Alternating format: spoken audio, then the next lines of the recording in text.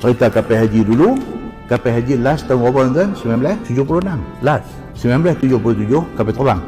Kita punya sahibul samahah Datuk Seri Mufti Pulau Pinang, Dr. Wan Salim. Dia pernah pergi kapal ayam, kapal haji. Dia pergi tahun 1956. Umur dia masa tu 13 tahun. Dia pergi dengan family, satu family, dia pergi haji. Dia bawa dia umur baru 13 masa tu. Life experience dia.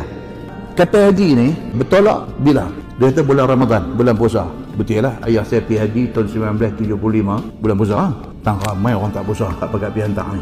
Bukan hak nak pergi tu, hak pergi hantar ni. Pakai beli ayam tebu, minum. Tuan-tuan, dermaga tu panas terik tuan-tuan. Kering Hongkong ni. Jadi bila duk tengok balang ayam tebu ini satu kacau. Dia kata betul lah bulan puasa. Ana dia kata pi naik kapal Anshun. Kapal ni kapal Hong Kong. Dia kata balik naik kapal Anking. Pi kapal lain balik kapal lain. Ana pi dia kata 12 hari.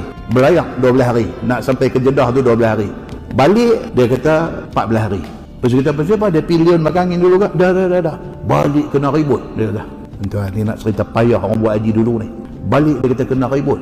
Dengan ribut, dengan badai, dia kata dengan dia lambung kapal ni, dia kata naik tinggi pokoknya tu, dia hampir turun. Dia kata ya Allah. Tu dia saya kata. Duduk sana berapa lama? Dia kata macam ni lah. Pi sampai balik rumah 4 bulan dia lah. Allahu Akbar. 4 bulan tuan-tuan. Pi nak boleh sampai balik tu 4 bulan. Tuan-tuan bayangkan. Dahsyat. Betul lah Ramadan dapatkan balik kira Muharram baru sampai balik. Pukai betul haji mereka betul tu. Saya kata tambang berapa tu? Dia kata tambang masa ana 700 satu kepala. Tu dia kata dahsyatnya. Ya, dia kata tu cerita kapal haji dulu.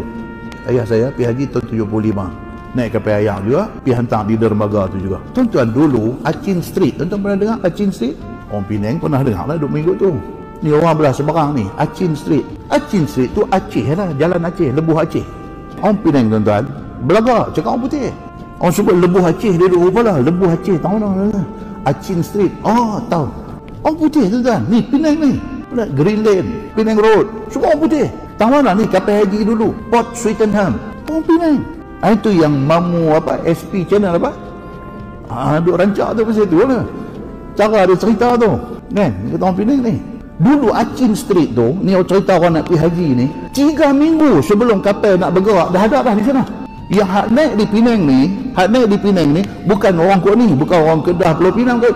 No, daripada Sabah Sarawak pun ada. Lintas lok mai. Pasal nak pergi haji nak naik di Penang.